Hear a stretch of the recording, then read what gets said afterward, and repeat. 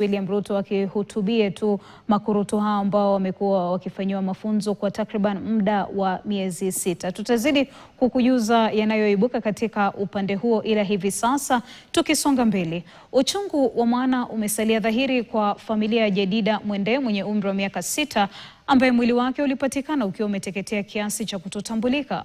Familia hiyo bado inataabika kupata majibu takriban mwezi mmoja baada ya mtoto huyo kuuawa kikatili. Ingawa uchunguzi wa maiti na vipimo vya DNA vilifanywa wiki kadhaa zilizopita, matokeo rasmi bado hayajafikishwa kwa familia, huku sintofahamu inayohusisha ucheleweshwaji wa matokeo na hatua za mwisho za mtoto huyo kabla ya kutoweka, kama anavyoarifu Fatma Chidagaya. Hebu tafakari kuishi bila uhakika iwapo mwanao yu hai au la. Kisha siku moja ukapata mabaki ya mwili wake ulioteketea. Na licha ya uchunguzi kufanywa, mwezi mmoja baadaye bado matokeo ya uchunguzi huo haujawekwa wazi. Hii ndiyo hali chungu inayomkabili Hailin Kemunto, mama wa Jedida Mwende. Mtoto wangu mwenye alipotea anaitwa Jedida Mwende, ilikuwa tarehe 11 last month ndiye alipotea. Masaibu ya Hailin yalianza baada ya usiku wa tarehe 11 Julai ambapo mtoto wa miaka 6 aliondoka nyumbani na asirejee tena.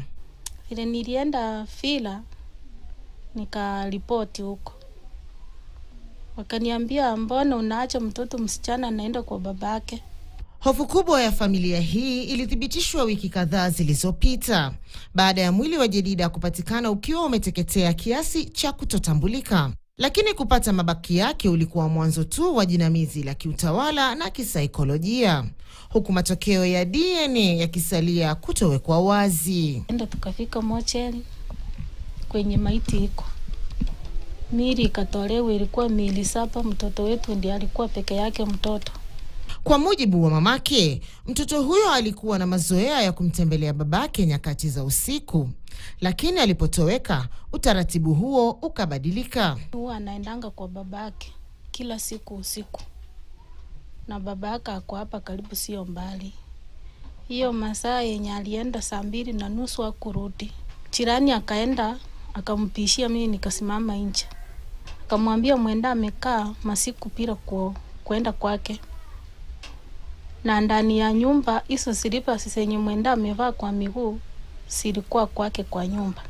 Jedida Mwende mwenye umri wa miaka 6 aliondoka nyumbani usiku moja na hakurejea. Takriban mwezi mmoja baadaye uchunguzi wa mwili umefanywa, lakini majibu hayajatolewa. Na huku watoto wakiendelea kucheza huru, swali tunauliza ni je, wako salama? Na ni muda gani mama anafaa ngoje kabla haki itendeke? Nikiripotia KTN, jina langu ni Fatma Chidagaya. Uchungu ulioje